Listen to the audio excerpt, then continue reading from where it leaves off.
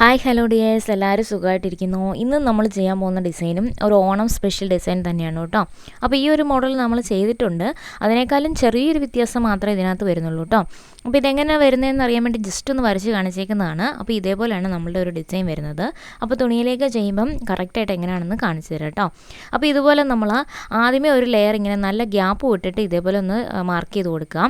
അതിനുശേഷം നമ്മൾ ആദ്യമേ കൊടുത്ത ലെയറിൻ്റെ രണ്ടെണ്ണത്തിൻ്റെ നടുക്ക് ഭാഗത്ത് പിന്നെ അടുത്തത് വരുന്നത് പോലെ സെക്കൻഡ് ലെയർ, വീണ്ടും അതേപോലെ തന്നെ തേർഡ് ലെയർ, അങ്ങനെയാണ് നമ്മളിത് ചെയ്ത് കൊടുക്കണം കേട്ടോ.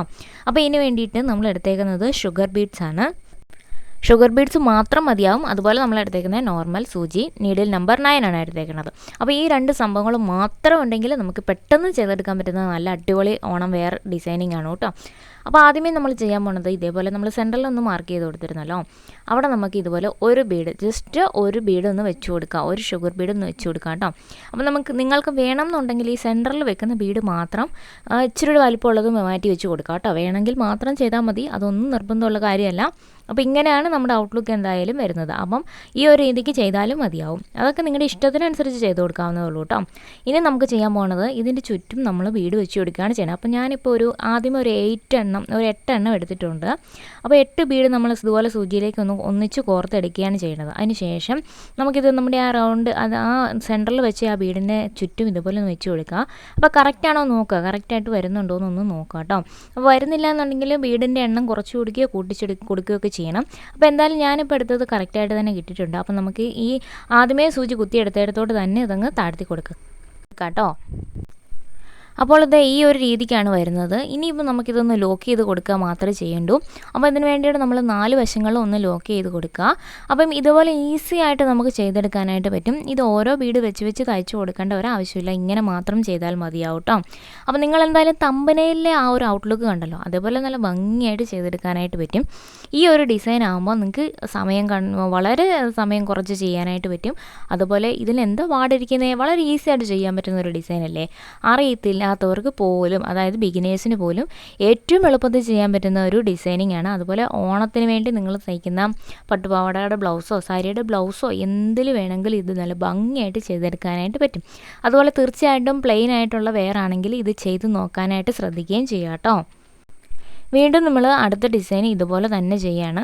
അപ്പം നമ്മൾ ഇതുപോലെ മറ്റൊരു ഡിസൈൻ ചെയ്തിട്ടുണ്ടായിരുന്നു അല്ലേ. അപ്പോൾ അതിന് നമ്മൾ സെൻറ്ററിൽ ഒരു സ്റ്റോൺ വെച്ച് കൊടുത്തിട്ടുണ്ടായിരുന്നു. അതുപോലെ ആ ഒരു റൗണ്ട് വരുന്നതെല്ലാം അടുപ്പിച്ചിട്ടാണ് നമ്മൾ ചെയ്തത്. ഇതിന് നമ്മൾ ചെയ്യുമ്പോഴത്തേക്കും നേരെ തിരിച്ചിട്ട് എല്ലാം ഗ്യാപ്പ് ഇട്ടിട്ടാണ് ചെയ്യണത്. അതേപോലെ സെൻറ്ററിൽ സെയിം മുത്ത് തന്നെയാണ് വെച്ച് കൊടുക്കുന്നത്.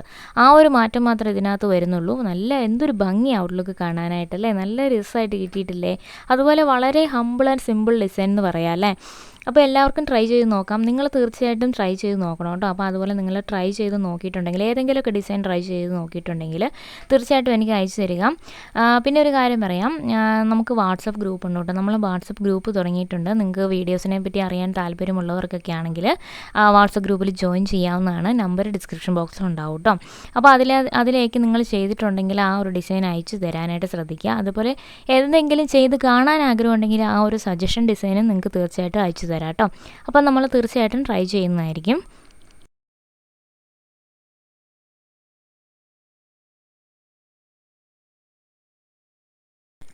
അപ്പോൾ കണ്ടോ, ഈ ഒരു രീതിക്കാണ് നമ്മൾ ഫോളോ ചെയ്യുന്നത്. അപ്പോൾ നമ്മൾ പറഞ്ഞ പോലെ മേളിൽ കൊടുത്ത 2 ഡിസൈൻ്റെ സെൻട്രലായിട്ടാണ് താഴത്തെ ലെയറിൽ സെക്കൻഡ് ലെയറിൽ വെക്കണം കേട്ടോ.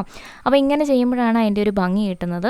ഇപ്പോൾ നമ്മളിപ്പോൾ ഈ ഒരു ഡിസൈനിൽ 3 ലെയറുകളെ ചെയ്തിട്ടുള്ളൂ. നിങ്ങൾക്ക് കൂടുതൽ ലെയർ വേണമെങ്കിൽ അങ്ങനെ ചെയ്ത് കൊടുക്കാവുന്നതാണ്.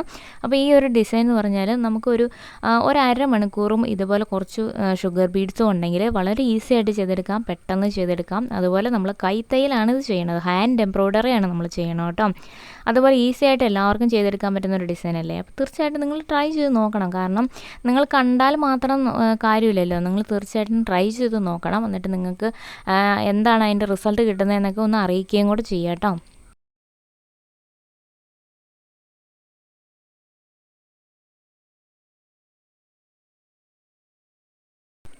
അപ്പോൾ ഈ ഒരു രീതിക്ക് നമ്മൾ 3 ലെയറുകളും കംപ്ലീറ്റ് ചെയ്തെടുക്കുകയാണ് ചെയ്യുന്നത്. വേറെ ഒന്നും നമ്മൾ അഡീഷണൽ ആയിട്ടത് ചെയ്യുന്നില്ല കേട്ടോ.